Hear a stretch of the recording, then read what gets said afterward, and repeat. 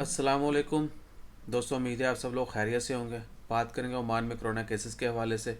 आज 26 जुलाई इतवार का दिन है। आज ओमान में 1147 केस जो हैं वो रिपोर्ट हुए। 1053 जो है वो ओमानियों की तादाद है, जबकि 94 जो है वो खारजियों की तादाद है। और टोटल केसेस की तादाद जो है अब तक वो हो चुकी है 76,005, जबकि 13 लोग जो हैं वो वफ़ात पा चुके हैं। इन्ना लिल्लाहि व इन्ना इलैहि राजिऊन। अल्लाह ताला उन तमाम लोगों की मग़फ़िरत फरमाए। और कुल तादाद जो है ओमान में अब तक कोरोना से वफ़ात पाने वालों की वो है 384, जबकि 1238 लोग जो हैं पिछले 24 घंटे में सेहतयाब हुए हैं। और कुल तादाद जो है सेहतयाब होने वालों की वो है 55,299।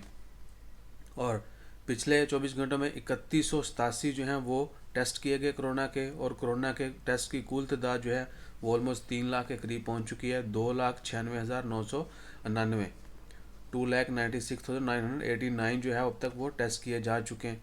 जबकि नए जो केसेस हैं हॉस्पिटल्स में एडमिट हुए वो है 53।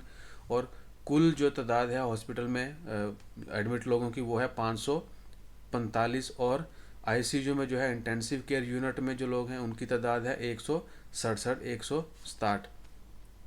इंशाल्लाह खैर दुआ करें अल्लाह ताला इस वबा को मुकम्मल तौर पर ख़त्म करे और जल्द से जल्द जो है वो हम लोग जो है पहले की तरह यानी हालात नॉर्मल हो जाएं। इसके अलावा एक और न्यूज़ बता दें आपको कि ओमान में अब तक जो है कितने जो है वो खारजी कितने फौत हुए हैं और ओमानी कितने फौत हुए हैं।